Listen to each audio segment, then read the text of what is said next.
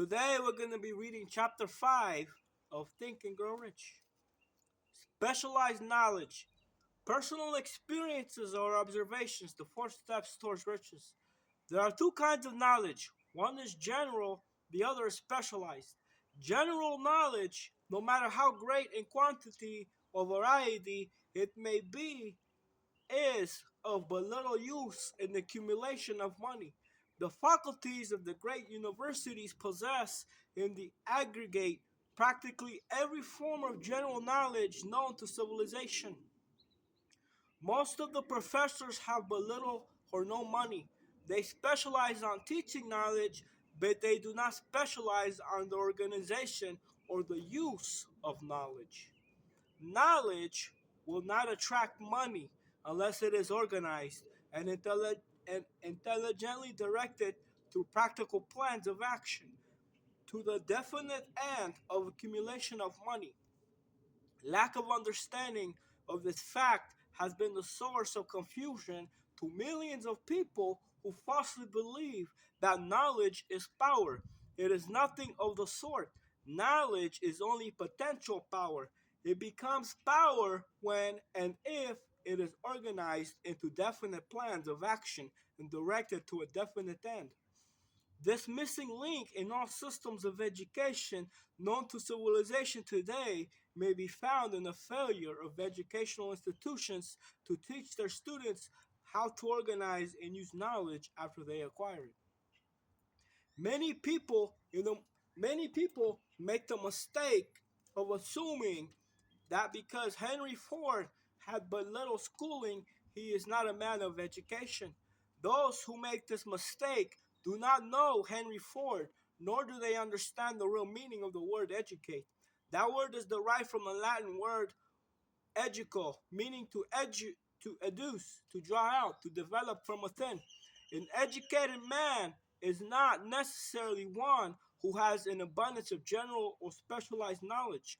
An educated man is one who has so developed the faculties of his mind that he may acquire anything he wants or its equivalent without violating the rights of others. Henry Ford comes well within the meaning of this definition. During the World War, a Chicago newspaper published certain editorials in which, among other statements, Henry Ford was called an ignorant pacifist. Mr. Ford objected to the statements and brought suit against the paper for libeling him. When the suit was tried in the courts, the attorneys for the paper pleaded justification and placed Mr. Ford himself on the witness stand for the purpose of proving to the jury that he was ignorant. The attorneys asked Mr. Ford a great variety of questions, all of them intended to prove by his own evidence that while he may possess considerably specialized knowledge pertaining to the manufacture of automobiles, he was, in the main, ignorant. Mr. Ford was plied with such questions as the following: who was Benedict Arnold, and how many soldiers did the British send over to America to put down the rebellion of 1776? In answer to the last question, Mr. Ford replied, I do not know the exact number of soldiers the British sent over, but I have heard that it was considerably larger number than ever went back. Finally, Mr. Ford became tired of this line of questioning, and in reply to a particularly offensive statement of question, he leaned over, pointed his finger at the lawyer who asked that question, and asked, if I should really want to answer that foolish question you have just asked, or any of the other questions you have been asking me, let me remind you that I have a row of electric push buttons on my desk, and by pushing the right button, I can summon to my aid men who can answer any question I desire to ask concerning the business to which I am devoting most of my efforts. Now, will you kindly tell me why I should clutter up my mind with general knowledge for the purpose of being able to answer questions when I have men around me who can supply any knowledge I require? There certainly was good logic to that reply. That answer floored the lawyer. Every person in the courtroom realized it was the answer, not of an ignorant man, but of a man of education. Any man who is educated, who knows where to get knowledge when he needs it, and how to organize that knowledge into definite plans of action. Through the assistance of his mastermind group, Henry Ford had at his command all the specialized knowledge he needed to enable him to become one of the wealthiest men in America. It was not essential that he have this knowledge in his own mind. Surely no person who has sufficient inclination and intelligence to read a book of this nature can possibly miss the significance of this illustration. Before you can be sure of your ability to transmute desire into its monetary equivalent, you will require specialized knowledge of the service, merchandise, or profession which you intend to offer in return for fortune. Perhaps you may need much more specialized knowledge than you have the ability or the inclination to acquire. And if this should be true, you may bridge your weakness through the aid of your mastermind group. Andrew Carnegie stated that he personally knew nothing about the technical end of the steel business. Moreover, he did not particularly care to know anything about it. The specialized knowledge which he required for the manufacture and marketing of steel he found available to the individual units of his mastermind group. The accumulation of great fortune calls for power, and power is acquired through highly organized and intelligently directed specialized knowledge. But that knowledge does not necessarily have to be in the possession of the man who accumulates the fortune. The preceding paragraph should give hope and encouragement to the man with ambition to accumulate a fortune who has not possessed himself of the necessary education to supply such specialized knowledge as he may require. Men sometimes go through life suffering from inferiority complexes because they are not men of education. The men who can organize and direct a mastermind group of men who possess knowledge useful in the accumulation of money. As such, is just as much a man of education as any man in the group. Remember this: if you suffer from a feeling of inferiority because your schooling has been limited, Thomas Edison had only 3 months of schooling during his entire life. He did not lack education, neither did he die poor. Henry Ford had less than a sixth grade schooling, but he has managed to do pretty well by himself financially. Specialized knowledge is among the most plentiful and the cheapest forms of service which may be had. If you doubt this, consult the payroll of any university. It pays to know how to purchase knowledge. First of all, decide the sort of specialized knowledge you require and the purpose for which it is needed. To a large extent, your major purpose in life, the goal towards which you are working, will help determine what knowledge you need. With this question settled, your next move requires that you have accurate information concerning dependable sources of knowledge. The more important of these are: A. One's own experience and education. B. Experience and education available through cooperation of others, mastermind alliances. C. Colleges and universities. D. Public libraries through books and periodicals in which may be found all the knowledge organized by civilization. E. Special training courses through night schools and homeschool studies in particular. As knowledge is acquired, it must be organized and put into use for a definite purpose. Through practical plans, knowledge has no value except that which can be gained from its application towards some worthy end. This is one reason why college degrees are not valued more highly. They represent nothing but miscellaneous knowledge. If you contemplate taking additional schooling, first determine the purpose for which you want the knowledge you are seeking. Then learn where this particular sort of knowledge can be attained from reliable sources. Successful men in all callings never stop acquiring specialized knowledge related to their major purpose, business, or profession. Those who are not successful usually make the mistake of believing that the knowledge acquiring periods ends when one finishes school. The truth is that schooling does little more than to put on in the way of learning how to acquire practical knowledge. With this changed world, which began at the end of the economic collapse, came also astounding changes in educational requirements. The order of the day is specialization. The truth was emphasized by Robert P. Moore, Secretary of Appointments of Columbia University. Specialists most sought, particularly sought after by employing companies and candidates who have specialized in some field. Business school graduates with training in accounting and statistics, engineers for all varieties, journalists, architects, chemists, and all outstanding leaders and activity men of their senior class. The man who has been active on the campus, whose personality is such that he gets along with all kinds of people, who has done an adequate job with the studies, has a most decided edge over the strictly academic student. Some of these, because of their all around qualifications, have received several offers of positions, a few of them as many as six. In departing from the conception that the straight A student was invariably the one to get the choice of the better jobs, Mr. Moore said that most companies look not only to academic records but to activity records and personalities of the students. One of the largest industrial companies, the leader in its field, in writing to Mr. Moore concerning prospective seniors at the college, said, "We are interested primarily in finding men who can make exceptional progress in management work. For this reason, we emphasize qualities of character, intelligence, and personality far more than specific educational background." Apprenticeship proposed.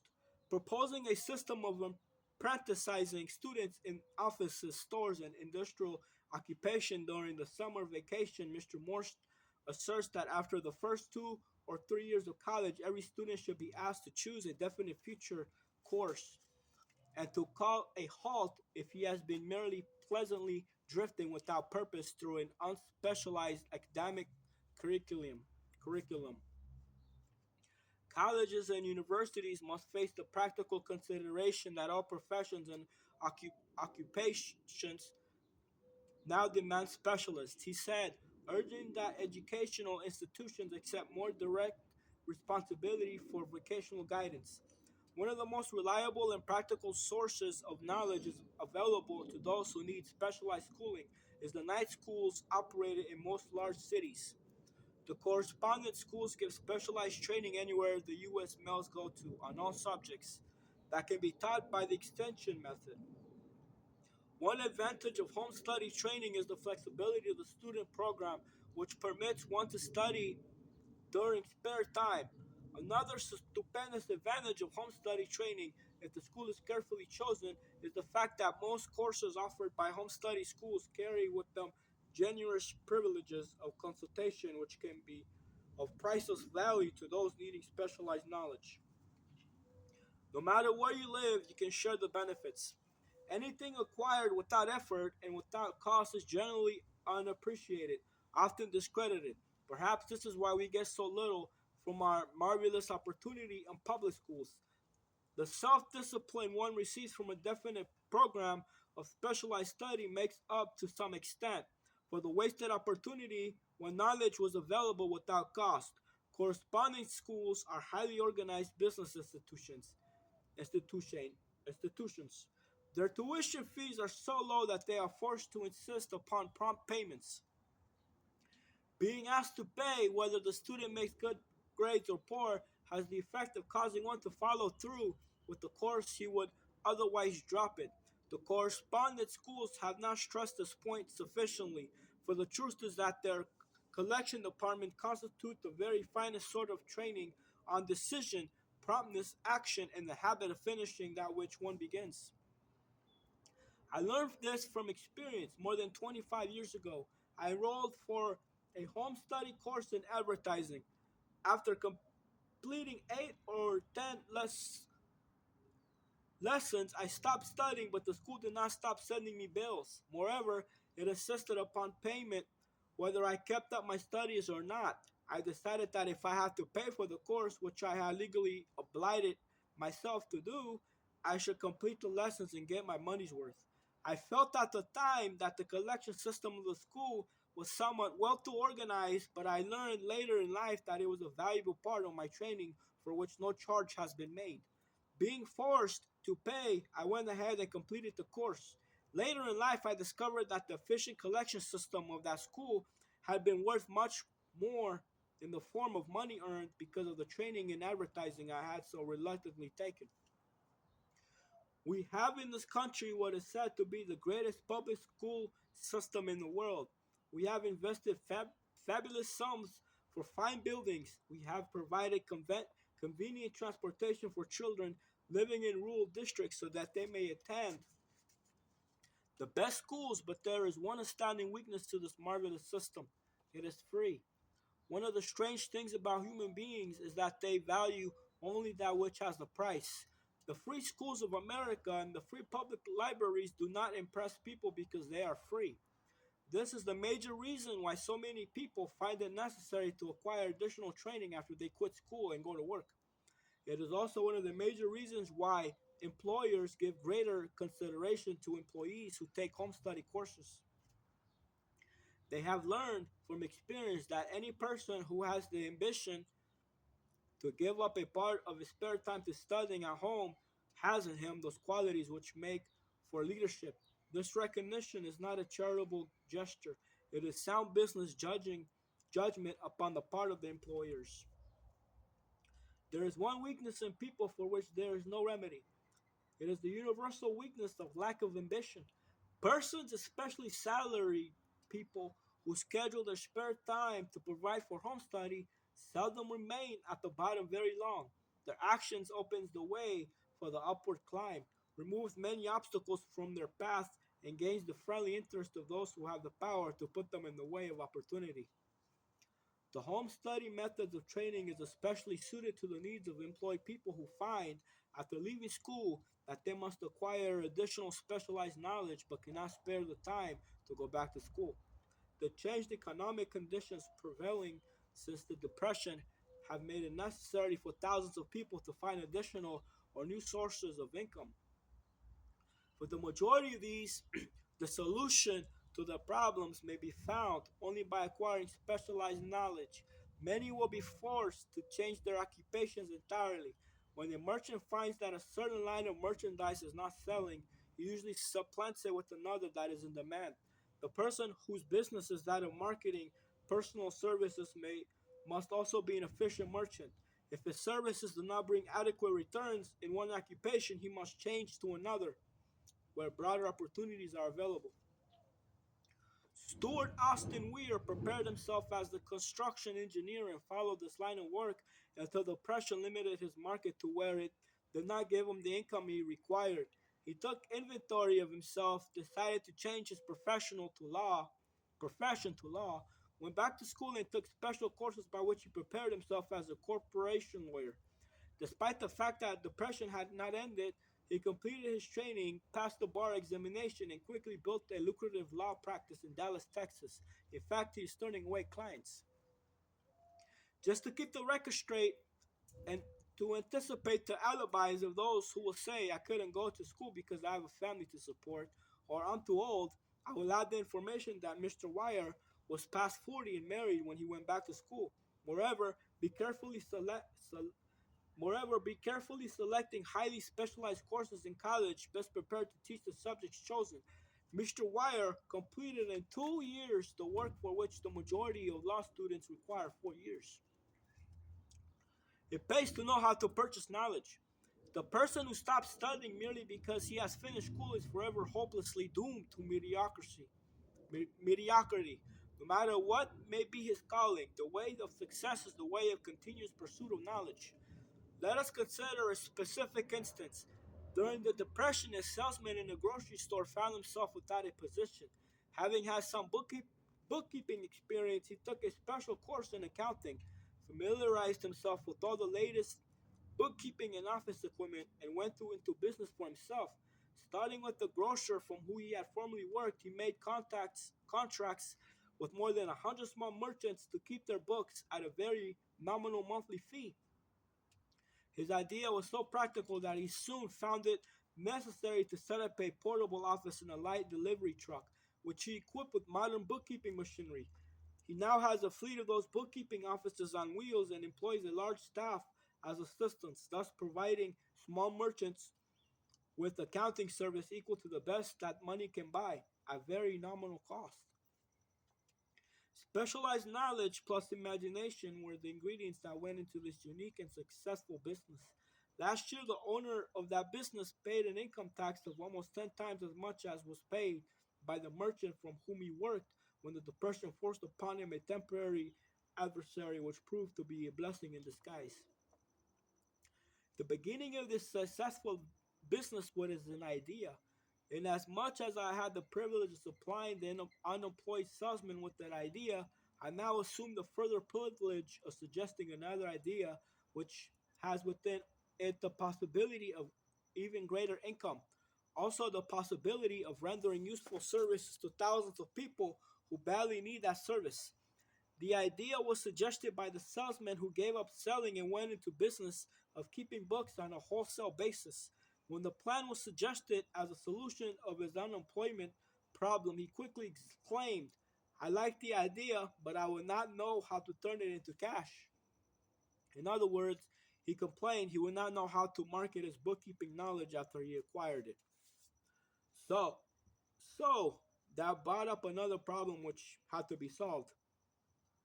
With the aid of a young woman typist clever at hand lettering and who could put the story together, a very attractive book was prepared, describing the advantages of the new system of bookkeeping.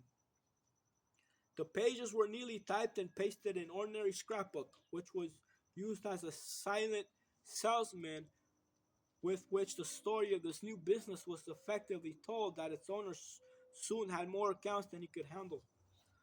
There are thousands of people all over the country who need the services of a merchandise specialist capable of preparing an attractive brief for use in marketing personal services. The aggregate annual income from such a service might easily exceed that received by the largest employment agency, and the benefits of the service might be made far greater to the purchaser than any to be obtained from an employment agency. The idea here described was born of necessity to bridge an emergency which had to be covered, but it did not stop by merely serving one person.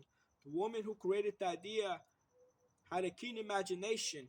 She saw in her newly born brainchild the making of a new profession, one that is destined to render valuable service to thousands of people who need practical guidance in marketing personal services. Spurred into action by the instantaneous success of her first prepared plan to market personal services, this energetic woman turned next to the solution of a similar problem for her son, who had just finished college but had been totally unable to find a market for his services. The plan she originated for his use was the finest specimen of merchandising of personal service I have ever seen. When the plan book had been completed, it contained nearly 50 pages of beautifully typed, properly organized information telling the story of her son's native ability, schooling, personal experiences, and a great variety of other information too extensive for description. The plan book also contained a complete description of the position her son desired, together with a marvelous word picture of the exact plan he would use in filling the position. The preparation of the plan book required several weeks' labor, during which time its creator sent her son to the public library almost daily to procure data needed in selling his services to best advantage.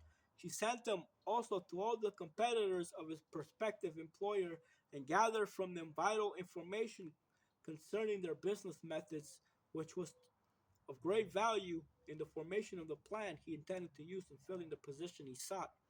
When the plan had been finished, it contained more than half a dozen very fine suggestions for the use and benefit of the prospective employer. The suggestions were put into use by the company. One, one may be inclined to ask, why go to all of this trouble to secure a job? The answer is straight to the point. Also, it is dramatic because it deals with a subject which assumes the proportion of a tragedy with millions of men and women whose sole source of income is personal services. The answer is doing a thing well never is trouble. The plan prepared by this woman for the benefit of her son helped him get the job for which he applied at the first interview at a salary fixed by himself. Moreover, and this too is important, the position did not require the young man to start at the bottom. He began as a junior executive at an executive salary. Why go to all of this trouble, do you ask? Well, for one thing, the planned presentation of this young man's application for position clipped off no less than 10 years of time he would have required to get to where he began, had he started at the bottom and worked his way up. This idea of starting at the bottom and working one's way up may appear to be sound, but the major objection is this. Too many of those who begin at the bottom never manage to lift their heads high enough to be sent by opportunity. So they remain at the bottom. Excuse me. It should be remembered also that the outlook from the bottom is not very bright or encouraging. It has a tendency to kill off ambition. We call it getting into a rut, which means that we accept our fate because we formed a habit of daily routine. A habit that finally becomes so strong we cease to try to throw it off. And that is another reason why it pays to start one or two steps above the bottom. By doing one form, by doing one forms the habit of looking around, observing how others get ahead, and seeing opportunity and of embracing it without hesitation. Dan Halpin is a splendid example of what I mean. During his college days, he was a manager of the famous 1930 national championship Notre Dame football team when he was under the direction of the late Knute Rockne. Perhaps he was inspired by the great football coach to aim high and not mistake temporary defeat for failure. Just as Andrew Carnegie, the great industrial leader, inspired his young business lieutenants to set high goals for themselves, at any rate, young Halpin finished college at a mighty unfavorable time, when the Depression had made jobs scarce. So after a fling at investment banking and motion pictures, he took the first opening with the potential future he could find, selling electrical hearing aids on a commission basis. Anyone could start in that sort of job, and Halpin knew it, but it was enough to open the door of opportunity to him. For almost 2 years, he continued in the job, not to his liking, and he could never have risen above that job if he had not done something about his dissatisfaction. He aimed first at the job of assistant sales manager of his company and got the job. That one step upward placed him high enough above the crowd to enable him to see still greater opportunity. Also, it placed him where opportunity could see him. He made such a fine record selling hearing aids that A.M. Andrews, chairman of the board of the Dictograph Products Company, a business competitor of the company for which Hopkins worked, wanted to know something about the man, Dan Halpin, who was taking big sales away from the long established Dictograph Company. He sent for Halpin.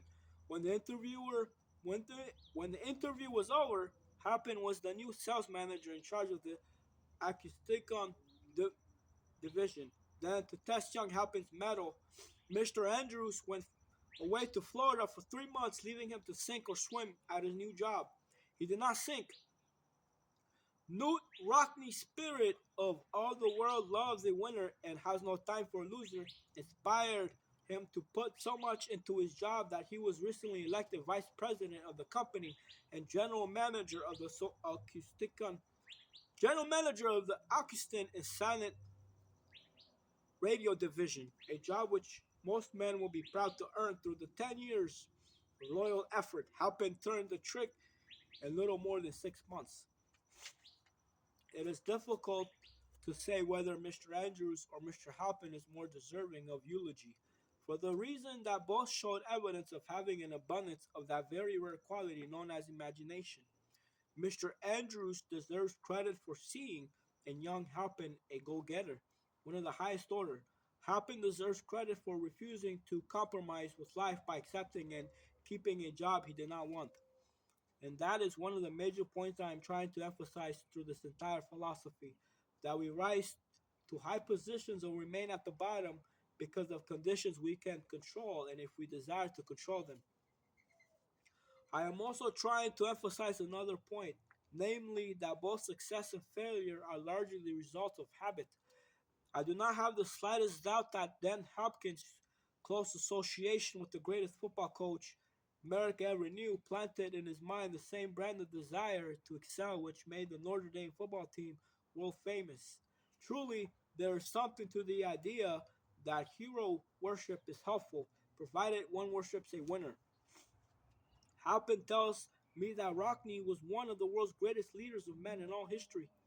My belief in the theory that business associations are vital factors both in failure and in success was recently demonstrated when my son Blair was negotiating with Dan Halpin for a position. Mr. Halpin offered him a beginning salary of about one half of what he could have gotten from a rival company. I brought parental pressure to bear and induced him to accept the place with Mr. Halpin because I believe that close association with one who refuses to compromise with circumstances he does not like is an asset that can never be measured in terms of money. The bottom is a monotonous, dreary, unprofitable place for any person. That is why I have taken the time to describe how lowly beginnings may be circumvented by proper planning. Also, that is why so much space has been devoted to a description of this new profession, created by a woman who was inspired to do a fine job of planning because she wanted her son to have a favorable break. With the changed conditions ushered in by the world economic collapse came also the need for newer and better ways of marketing personal services. It is hard to determine why someone had not previously discovered the stupendous need in view of the fact that more money changes hands in return for personal services than any other purpose. The sum paid out monthly to people who work for wages and salaries is so huge that it runs into hundreds of millions and in the annual distribution amounts to billions. Perhaps some will find in the idea here briefly described the nucleus of the riches they desire. Ideas with much less merit have been ceilings from which great fortunes have grown. Woolworth's 5 and 10 cent store idea, for example, had far less merit, but it spilled up a fortune for its creator. Those seeing opportunity lurking in the suggestion will find valuable aid in the chapter on organized planning. Incidentally, an inefficient merchandiser of personal services will find a growing demand for services wherever there are men and women who seek better markets for their services. By applying the mastermind principle, a few people with suitable talent could form an alliance and have a paying business very quickly. One would need to be a fair writer with a flair for advertising and selling, one handy at typing and hand lettering. One should be a first class business getter who will let the world know about the service. If one person possessed all these abilities, he might carry on the business alone until it outgrew him. The woman who prepared the personal service sales plan for her son now receives requests from all parts of the country for her cooperation in preparing similar plans for others who desire to market their personal services for more money.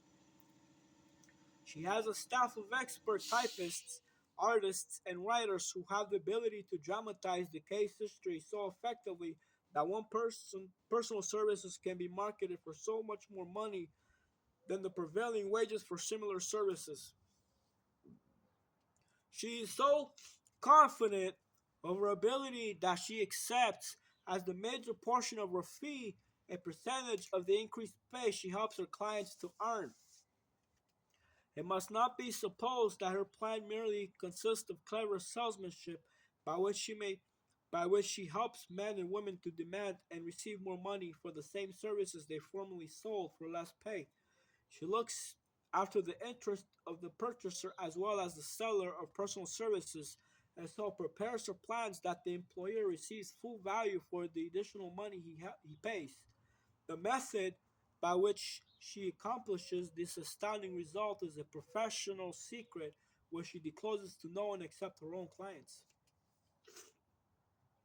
If you have the imagination and seek a more profitable outlet for your personal services, this suggestion may be the stimulus for which you have been searching.